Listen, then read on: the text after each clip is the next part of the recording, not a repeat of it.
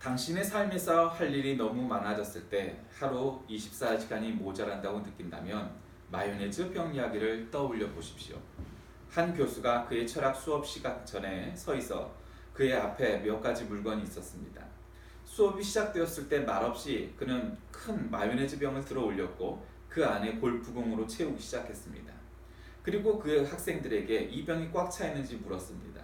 학생들은 예, 그렇게 꽉 차 있다고 대답을 합니다. 그러자 교수는 조약돌 한 상자를 들어 그 병 안에 쏟아 넣습니다. 그리고 가볍게 그 병을 흔드니 조약돌은 골프공 사이의 공간으로 굴러 들어가 다시 그 병을 채웠습니다. 그리고 다시 한번 학생들에게 이 병이 가득 차 있는지 물었습니다. 또 역시 학생들은 그렇다고 답합니다. 그 교수는 다음으로 모래 한 상자를 들어 그 병 안에 쏟아 부었습니다. 역시 모래는 나머지의 빈 공간을 채웠습니다. 그는 다시 한번 이 병이 가득 차 있는지 물어봅니다. 학생들은 아주 단호하게 네라고 대답을 합니다. 그러자 교수는 교탁 아래 두 잔의 커피를 꺼내 그 내용물을 병 안에 모두 쏟아 넣고 커피 모래 사이의 빈 공간을 아주 효율적으로 채웠습니다. 그러자 학생들이 웃기 시작합니다. 이제 웃음이 가라앉자 교수가 나는 자네들이 이 병이 자네들의 인생임을 알았으면 하네. 골프공은 매우 중요한 것들이지. 자네들의 가족, 자녀, 믿음, 건강, 친구, 그리고 자네들이 가장 좋아하는 열정 말이야. 자네들 인생에서 다른 것들이 모두 사라지고 이것들만 남는다 해도 그 인생은 여전히 꽉 차 있을 거야. 조약돌은 문제가 되는 다른 것들이지. 자네들의 직업, 집, 차 같은 것들. 모래는 그 외의 것들이야. 작은 것들. 만약 자네들이 모래를 병 속에 가장 먼저 넣는다면 그렇다면 조약돌이나 골프공이 들어갈 자리는 없을 거네. 인생도 이와 같지. 자네들이 자네들의 시간과 힘을 그 작은 것들을 위해 써버린다면 평생 자네들에게 중요한 것이 들어갈 공간은 없을 거야. 행복을 결정짓는 것에 집중하고 아이들과 시간을 보내고 낚시도 가고 건강검진을 위한 시간도 갖고 배우자와 함께 저녁을 먹으러도 나가고 또 다른 골프 경기를 하기도 하고 언제나 집을 치우고 고장난 것을 고칠 시간은 있을 거야. 가장 중요한 건 골프공을 먼저 생각하고 집어넣어야 하는 삶의 우선순위를 정하는 것이지.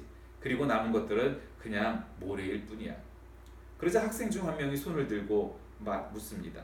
커피는 무엇을 의미하는 것입니까? 그때 교수는 미소를 지으며 묻습니다. 물어봐줘서 참 고맙구나. 이건 단지 자네들의 인생이 얼마나 가득 찼든지 간에 언제나 정말 좋아하는 친구와 커피 한 잔 할 여유는 있다는 것을 보여주지 라고 대답했답니다. 예수님께서는 제자들에게 여러 가지 교훈을 주십니다. 오늘 읽은 이 본문의 이야기는 제가 몇 주 전 믿음과 미니멀리스트라는 제목으로 말씀을 나누었던 바로 그 본문입니다. 그런데 다시금 이 본문을 가지고 말씀을 나누고자 하는 생각이 들었습니다. 성경 말씀이 단 한 가지의 교훈 혹은 단 한 가지의 가르침만 있는 것은 아니기 때문이기도 하고 특별히 이 말씀이 우리에게 주시는 교훈이 있어서 오늘 이 읽은 참 좋은 비유가 비록 그것이 성경적이냐 하는 것에서는 좀 차이가 있을 수 있지만 그러나 사실 아주 간접적으로 굉장히 성경적인 이야기임을 알 수 있게 됩니다.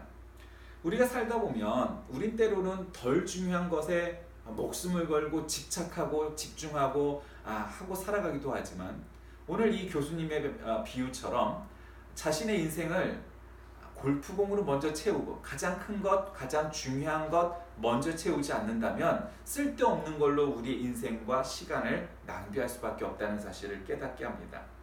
저는 오늘 이 본문 말씀을 중심으로 어리석은 자라는 제목으로 말씀을 나누고자 합니다.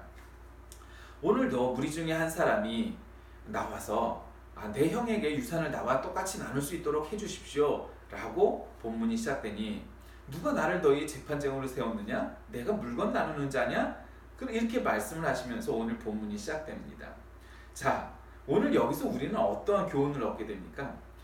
사람들의 관심, 그러니까 죄인의 관심이 어떤 것이고 또 예수님의 관심은 무엇이고 그래서 성도는 어떻게 살아야 하는지에 대해서 나오죠. 17절에 보니까 심중에 생각하여 이르되 내가 곡식 쌓아둘 것이 없으니 어찌할까 하고 라고 말씀하죠.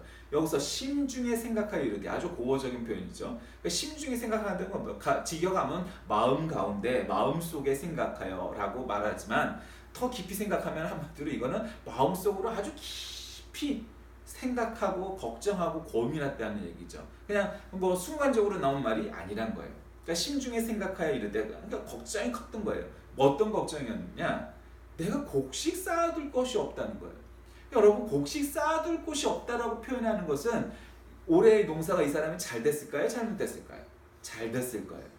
그러니까 농사가 잘 됐으니까 이 사람은 1년 농사가 성공하고 아주 풍년이 들어가고 풍작이 됐으니 걱정이 없어야 마땅한 거예요. 상식적으로 그렇죠?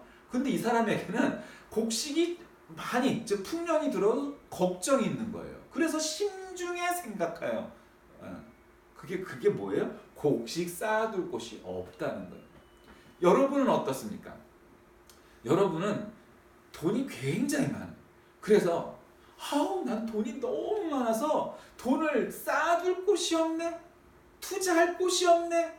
은행도 5천만 원 이상 보장 못 받는다니까 그렇고 부동산도 요즘 버블 경기를 해서 뭐 부동산이 언젠가 이 경기가 깨질 거라고 말을 하기도 하고 무슨 펀드에 들으면 요즘 뭐 반토막이 아니라 그냥 전체가 날아가면서 그것도 무섭고 외국 투자는 외국 김보는 이거 증권들은 이거 무서워서 못 하겠고 돈을 쌓아둘 곳이 없어서 걱정인 사람 계십니까?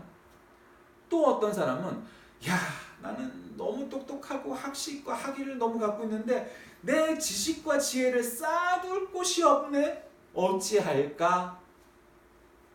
여러분, 이 모든 고민은 죄인된 모든 사람들, 그리스도인일지라도 죄인의 본성을 완벽하게 끝내지 못한 우리 모두에게 있는 보편적인 세상 모든 사람들이 갖고 있는 관심사입니다. 고민입니다. 문제적인 문제입니다. 모든 사람들이 나는 건강이 너무 좋아서 탈이야. 나는 돈이 너무 많아서 탈이야. 그러니까 지금 이 모든 걱정거리들은 사실은 별로 중요하지 않다는데 그 문제가 있습니다. 다시 한번 그 교수님의 말을 빗대어 인용한다면 지금 이 사람은 골프공을 병에다 넣기 전에 쓸데없는 걸 자꾸 넣으려고 하는 거예요. 돈 중요하죠. 아이 있으면 아주 뭐 좋죠. 편리하죠. 유용합니다. 좋은 일에 쓸 수도 있고요. 그러나 그게 우리 인생의 가장 중요한 점은 아니라는 사실을 먼저 알아야 돼요. 그러지 않고 그걸 먼저 채우면 골프공을 넣을 곳이 없어진다는 사실이죠. 평범한 사람이라면 누구나 다 좀 더 나은 직장, 좀 더 나은 월급, 좀 더 나은 집, 좀 더 나은 옷, 좀 더 나은 음식, 좀 더 나은 차 뭐 이런 걸로 비교의식 갖고 열등의식 갖기도 하고 어떻게 하면 한 푼이라도 더 벌까? 어떻게 하면 내가 더 출세할까? 어떻게 하면 내가 더 잘날까? 어떻게 하면 내가 성공할까? 이게 먹고 사는 데 관심, 성공에 관심, 출세에 관심 모든 사람들이 보편적으로 갖고 있는 관심사죠. 그런데 그 모든 관심의 출발이 도대체 무엇입니까? 자신의 이익을 위해서요. 여러분 아이들도 요만한 먹을거리를 이렇게 줘요. 부모나 어른들이 직접 사다가도 주고 구해다도 줘요. 그래서 이렇게 주면서 과자 한 봉지를 줘도 어떤 아이는 아빠한테 아니면 아저씨한테 이 과자 하나만 줄래? 그러면 냅다 줘요. 그 아이의 계산은 뭘까요? 물론 마음이 아주 착해서 우리 다 같이 나눠 먹어요 하는 아이도 있지만 어떤 애는요 너무 계산이 빨라고 내가 이 아저씨가 나한테 아빠가 나한테 이 과자를 사다 줬으니 내가 하나를 주면은 다음번에 또 사오겠지? 이런 계산도 하는 아이가 있는 것 같이 보여요. 그러니까 자신의 이익은 그 어린 아이서부터 자신의 이익을 추구해요. 그 모든 사람들의 뭐 당연한 원리죠. 그런데 성경은 우리에게 뭐라고 지금 말씀하십니까? 오늘도 보면은 예수님의 동생의 불만에 대해서 예수님이 뭐라고 말씀하시냐면 탐심을 물리치라. 탐심을 물리치라. 사람의 생명이 그 소유에 넉넉한 데 있지 아니하다. 그러니까 소유가 존재하지만 소유보다 더 중요한 것, 즉 생명이라는 문제가 우리에게 있다는 사실을 잊지 마라. 이거예요. 그러니까 우리는 존재냐 소유냐 뭐 이런 책 제목도 있죠. 우리는 존재, to be의 문제 아니면 to have 무엇을 갖고 있느냐 하는 문제에 초점을 맞추냐 하는 데 있어. 근데 대부분의 사람들은 to be, being, 자신의 존재 뭐 이런 거는 아이 그까짓 거 뭐 그냥 태어났으니까 사는 거지 하고 너무도 단순하고 간략하게 자신의 인생을 마침표를 딱 찍어놓고 결론을 내놓고 그러니 우리는 이제 더 부자가 되어야 해, 더 승리를 해야 돼, 더 출세를 해야 해, 더 이익을 많이 남겨야 해, 뭐 이런 거에 관심을 갖고 살아가기가 쉽죠. 근데 그것들이 뭐 에피쿠로스 학파의 그 저기처럼 보통 사람들은 자신 눈앞의 쾌락, 육체적인 쾌락, 순간적인 쾌락을 위해서 매진을 하기가 쉽지 정신적인 쾌락이나 만족을 위해서 혹은 장기적인 관점에서 자기에게 좋은 것을 생각하기는 쉽지 않습니다. 최초의 인간인 아담과 하와가 눈앞에 보이는 유혹에 넘어갑니다. 얼마나 어리석은 일입니까? 우리가 객관을 시켜서 보면. 근데 모든 인간은 똑같은 우를 범합니다. 왜 그래요? 아니 에덴 동산 즉 온 세계에 있는 모든 과일을 따먹어도 된다. 오직 하나 요것만 먹지 마라. 그럼 인간은 어떤 존재냐면 그 하나가 먹고 싶은 거야. 아니 999가지의 과일이 있는데 왜 굳이 먹지 말라는 과일을 먹고 싶어? 그게 인간의 못된 본성이에요. 죄된 본성이에요. 그러니까 인간이 고기에 호기심을 갖고 그걸 먹고 싶어 한단 말이에요. 그거 안 먹어도 사는데 전혀 지장 없어요. 더 행복해지지 않아요. 오히려 불행해지고 문제가 되고 심각한 문제를 초래할 수밖에 없어요. 근데 그 금단의 열매를 따먹는 게 인간인 거예요. 그래서 결국 아담이 에덴 동산에 쫓겨나지 않습니까? 그럼 예수님의 관점, 예수님의 관심은 뭘까요? 하나님은 이르시되 어리석은 자여 오늘 밤에 내 영혼을 도로 찾으리니 그러면 내 준비한 것이 누구의 것이 되겠느냐 하셨으니 자기를 위하여 재물을 쌓아두고 하나님께 대하여 부여하지 못한 자가 이와 같으니라 하시리라. 예수님의 관점, 예수님의 관심 그거는 인간의 생각과는 조금 달랐다는 거죠. 어떤 거예요? 첫째로는 이타적인 삶입니다. 인간은 누구나 이기적이에요. 이기적일 수밖에 없어요. 뭐 적으냐 많으냐 그 정도의 차이지 인간은 이기적이죠. 자신의 관점에서 자신의 이익을 위해 자기가 좀 더 편하려고 결국 여러 가지 생각들을 관철시키길 원하고 논리를 만들어내기 바라고 하는 것이죠. 그런데 예수님은 야 어떻게 하면 우리가 더 이기적이 될 수 있고 어떻게 하면 더 성공하고 어떻게 하면 더 승리할 수 있느냐 그런 관점에서 성경 어느 곳에서도 말씀하시지 않아요. 만약에 그렇다면 어쩌면 지금 과학자들이나 경제학자들이나 뭐 역사학자들한테 예수님이 밀리셨을걸요. 아니 생각해 보세요. 어떻게 더 머리를 써서 이익을 남기느냐 어떻게 더 요리조리 빼갖고 편법을 만드느냐 결국 그 이야기가 그 이야기잖아요. 그러니까 예수님은 그런 논리로 당해낼 재간이 없으셨을 거예요. 그러니까 예수님은 관점은 전혀 달랐어요. 어리석은 자요. 야 형하고 재산을 나누는데 네가 좀 더 가져야 되겠다고? 아니 그게 뭘 그리 대단히 중요한 거야. 왜? 네 영혼을 도로 찾아간다고 하나님이 말씀하시면 지금 쌓아둘 곳 없이 풍년이 든 저 곡식은 무슨 의미며 형보다 2배 갖는 재산을 나눠준들 그것이 무슨 상관이 있겠느냐. 아무 의미 없다. 무의미하다. 그런 거 아니다.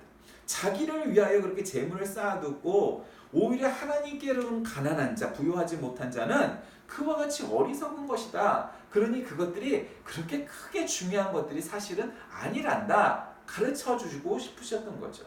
근데 그것의 그 본뜻은 뭐냐면 현세적이고 세속적인 문제를 판단하고 나한테 재판을 해달라고?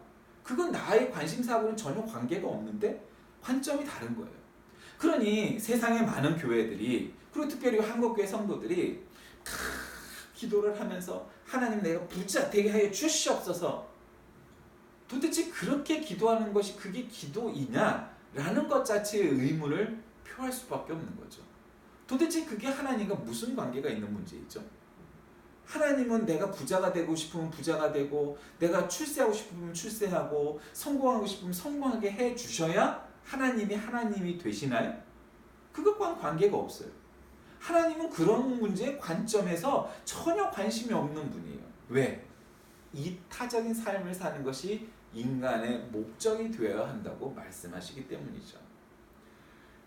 오늘 지금도 하나님과 인간 사이 중보자로서 기도하시는 예수님께서 어떻게 인간적인 삶을 모르시겠어요? 그래서 가난한 자, 병든 자, 배고픈 자들에게 먹을 것도 주시고 병도 낫게 해주시고 그들의 권익을 위해서 애쓰신 분이 예수님이시잖아요. 현세적인 삶을 도외시하는 얘기가 아니에요. 지금 오늘 예수님 앞에 찾아온 이자의 목적은 내가 부자가 되어야 하는데 좀 더 탄탄하게, 그러니까 이제 조금 부자가 아니고 재벌급 부자가 될 수 있도록 그런 걸 마련했으면 좋겠다는 거예요. 지금도 부자인데 어떻게 하면 유산을 좀 더 나눠서 됐으면 좋겠냐는 거예요. 올해도 풍년이 났는데 이 풍년 난 이 곡식을 가지고 어떻게 돌리면 더 굴리면 더 부자가 되겠느냐는 거예요. 그걸 왜 예수님한테 묻냐고. 예수님이 그런 데 관심이 있으셨을 것 같냐고. 전혀 없어요. 그 따위는 기도할 필요조차도 없는 일이에요. 오히려 부자가 되고 싶다면 더 지혜롭게 기도를 해야죠. 하나님, 나는 하나님, 우리 교회를 위하여, 하나님의 영광을 위하여, 하나님 나라 건설을 위하여 지금은 10만 원밖에 헌금을 못하지만, 10만 원밖에 11조를 못하지만 나는 100만 원을, 1000만 원을, 1억 원을 11조를 하는 사람이 되게 하여 주시옵소서. 그나마 얄미워도 그 정도는 조금은 더 지혜로워졌잖아요. 여러분, 우리의 11조가 10배 는다는 그 이유는 뭐예요? 그러면 우리의 수입이 10배가 늘잖아요. 지가 90%를 갔는데도 내 수입이 10배가 느는 게 원치 않는 일이에요? 그럼 바보들이 있어요. 11조는 10분의 1밖에 안 돼. 그 차라리 부자가 되고 싶으면 지혜롭게 기도를 하라 이 말이에요. 그 기도가 들어질지 안 들어질지는 그건 알 수 없죠. 어쨌든 예수님의 관점은 지금 이 찾아온 자의 관점과는 전혀 달랐다는 거예요. 이타적인 삶이 너는 도대체 뭐냐.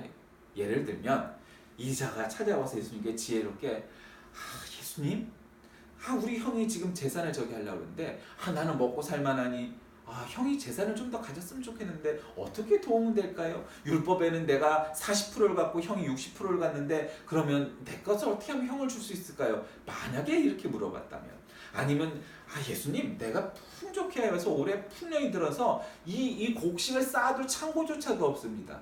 예수님이 이렇게 복음전도 다니고 이 많은 사람들을 거느리느라고 힘드시죠? 매일 몇 끼마다 그 곡식과 조달하기도 힘드시죠? 그러니까 맨날 힘들게 오병이어 해갖고 그렇게 힘들게 하지 마시고요. 제가 이 곡식 제공할게요. 올해 농사도 잘 됐는데 그 있으나 없으나 쌓아둘 데도 없어요. 그러니 얼마든지 쓰세요. 아니면 가난한 자들이 있으면 제가 그들을 먹일 수 있도록 제가 제공해 드릴게요. 목회하시는데 힘들지 않게 그냥 목회만 전념하세요. 영혼구원 하는 데만 전념하세요. 제가 뒤는 다 이거 받아드릴게요. 이거 다 받들고 제가 다 협조해 드릴게요. 협력할게요. 만약에 그렇게 다가왔다면, 성경에 그런 인물 하나 없지만 만약에 그랬다면 예수님께서 내가 너의 곡식을 탐내고 그 곡식이 있어야만 내 사역을 할 것 같으냐? 착하고 충성된 종아, 네가 이렇게도 여유가 있으니 너는 지금부터 10배, 100배는 더 여유가 있을지어다. 이렇게 축복해 주시지는 혹시 않으셨을까요? 네, 모르겠어요. 그러나 아마 그렇게도 해주셨을 수 있을 것 같아요. 그런데 이 사람은 그렇지 않았어요. 그리고 인간은 영혼구원이 예수님이 주된 관심사라는데 잘 동조하질 못해요. 여러분, 참 이거 중요한 문제인데, 우리가 동조하고 공감하는 능력, 우리가 참 중요한데, 지금 예수님을 찾아왔던 많은 사람들이요, 삭개오도 그렇고요, 많은 바리새인들도 그렇고요, 특히 공감하고 동조하지 못했던 사람들의 계층을 나눠보면요, 계급적으로 계층적으로 보면 되게 많이 배운 자, 많이 가진 자, 많이 잘난 자들이 특히 예수님의 말씀에 잘 공감을 못해요. 그들이 많이 못 배워서 그럴까요? 돈이 없어서일까요? 경험이 없어서일까요? 아니에요. 왜 그럴까요? 그 사람들이 그럴 수밖에 없는 이유는 단 하나예요. 그들은 자기의 기득권을 뺏기고 싶지 않았던 거예요. 자신들의 욕심을 내려놓고 싶지 않았던 거예요. 그들은 자기들이 가진 것을 그냥 아주 지키고 싶었던 거예요. 헌금도 그냥 예의상 율법에서 말을 하는 대로 11조 정도는 내놓고 말지, 내가 저기 땅이 하나 있는데 나는 별 필요가 없으니 저 땅을 좀 팔아갖고 교회 성전 건축을 하는데, 저 캄보디아 선교를 하는데 내가 써야지, 아프리카 의료 선교를 위해서 내가 써야지, 그렇게 작정을 하는 게 아니라 아무 쓸데도 없는 땅, 이 다음에 자식놈들이 갖다가 팔아서 그냥 지들대로 원하는 대로 써버릴 그 땅을 써보지도 못하고 그냥 주는 거예요. 그러니까 그거에만 관심을 갖고 있는 것, 그거만 그런 관점을 갖고 있는 거예요. 여러분, 15절에 사람의 생명이란 건 뭐예요? 사람의 참된 관심과 진정한 목적이 하나님께서 인간을 지으시고 그에게 호흡을 주신 목적이란 뜻이에요.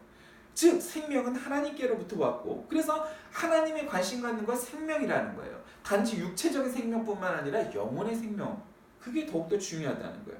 육신의 안일함보단 영혼 구원이 시급하다는 거예요. 그러니까 우리가 살다 보면 바빠서, 심지어는 목회를 하는 목회자나 교회 많은 사역자들이 교회의 일과 여러 가지 인간관계와 경제적인 문제에 치여서 우리가 영혼 구원을 위해서 부름받았고 그것이 우리의 제일 목표와 목적이 되어야 한다는 사실을 잃어버리고 오로지 경제적인 문제, 우리에게 우리 현실에게 문제 온 그런 이 문제들, 쓸데없는 문제들, 골프 공용이 아니라 자갈이나 모래와 같은 거에 늘 관심을 갖고 살아가기 쉽다는 거죠. 그런데 성도는 예수님께서 이런 가르침을 주시는데 어떻게 그럼 대처해야 될까요? 15절에 보니까 삶과 모든 탐심을 물리치라. 사람의 생명이 그 소유에 넉넉한데 있지 아니하니라 하십니다. 자, 성도는 첫째로는 자족할 줄 알아야 돼요. 어떤 사람들은 이것이 패배자의 철학이다, 논리다 말을 해요. 그렇지 않습니다. 여러분, 우리가 거룩한 불만을 갖는 것 필요합니다. 우리가 자기 자신에 대한 불만이 있어야 발전할 수도 있죠. 나는 100m를 15초에 뛰는데 내년까지는 꼭 14초로 땡겨야지. 14초, 13초, 12초, 11초. 그렇게 아이가 성장하면서 점점 그런 생각을 갖는 거. 내가 지금은 뒤에서 찾는 게 더 빠른 성적이지만 내년에는 조금씩 올라가야지. 그래서 성적이 조금씩 나아지는 거. 내가 지금은 아주 건강이 나빠서 정말 환자하고 병원에 입원해 있지만 내가 병원문을 나서면 잘 먹고 운동도 열심히 하고 규칙적인 생활을 하고 몸에 안 좋은 것들 안 하면서 그렇게 건강관리를 해서 내가 아주 그냥 멋있는 건강한 육신을 가져야지. 그런 목표를 세우고 생활계획을 세우고 한 걸음 한 걸음 나아가는 것은 굉장히 아름다운 겁니다. 그런데 문제는 우리가 자족이 있어야 돼. 내 상황을 객관화시켜서 잘 알아야 돼. 그 다음에 내 부족한 점들을 채우기 위해서 매일매일을 연습하고 엑서사이즈 해나가야 되는 거죠. 그러지 않으면 그게 나가지 않아요. 그 사람들은 저마다 참 훌륭한 무엇을 갖고 있는데, 훌륭한 성품을 갖고 있고 인격을 갖고 있고 지혜가 있고 지식이 있고 소유가 있고 센스가 있고 창의력이 있고 지식이 있고 저마다 장점이 있고 있는데 그 장점은 잘 바라다 보지 못하고 그냥 전에도록 자기의 약점, 단점, 문제점, 뭔가 그것도 그다지 문제가 심각한 것도 아닌데 문제가 되는 거예요. 내가 키가 너무 작은데 그 키가 작아도 어차피 2m 되는 놈이랑 얼마나 큰 차이 난다고 50cm가 차이 나겠어요? 60cm가 차이 나겠어요? 그런데 그냥 키가 작아서 나는 뭐를 못할 것 같아. 나는 뚱뚱해서 뭐를 못할 것 같아. 나는 가난해서 뭐를 못할 것 같아. 나는 공부를 못하니까 뭐를 못할 것 같아. 나는 건강이 안 좋으니까 뭐를 못할 것 같아. 뭐와 같이 그런 생각을 하고 살기가 쉽습니다. 그렇지 않습니다. 여러분, 유명한 큰 목회를 했던 목사님들 보세요. 그분들의 아주 일정한 패턴이 있어요. 다는 아니지만 그런 게 있어요. 그리고 신학생 시절에 그런 놈도 하나 봤다니까. 하나님, 내가 큰 목회를 하려면, 10,000명 목회를 하려면 내가 아주 큰 체험을 해야 될 것 같으니까 나한테 또 큰 병도 주십시오. 내 그 죽을 병도 내가 그냥 기도로 낫고서 내가 아주 큰 목회자가 돼. 그렇게 생각하는 놈을 봤다니까.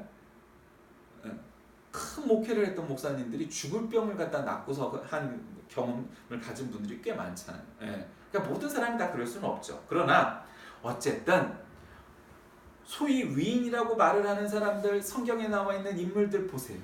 그 사람들이 평탄하게 그냥 태어나서 죽기까지 평탄한 삶을 걸었던 사람이 몇이 됩니까? 별랑 그런 사람 없어요.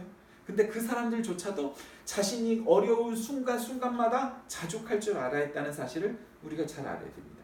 그리고 나서는 우리가 이 생명, 영혼에 대한, 즉 중생에 대한 것을 갖고 있어야 돼요.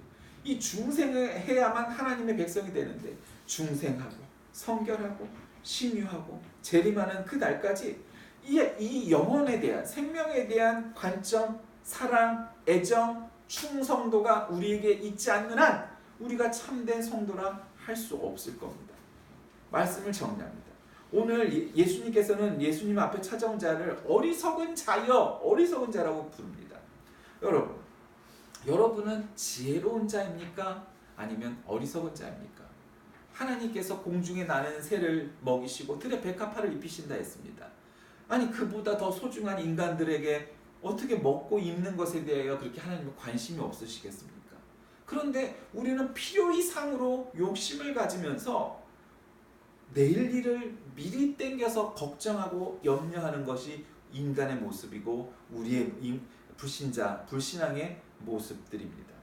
모든 일을 주님께서 선한 길로 인도해 주시고 보호해 주심을 믿고 개인적이고 육신적이고 세상적이고 세속적인 일보다 먼저 하나님의 나라와 의를 구하는 자가 될 때 하나님이 원하시는 모든 일들, 사랑과 평화와 공의가 이 세상에 가득하게 넘치게 될 것이고 우리 마음속에 소원하고 있는 것들도 이루어질 것입니다.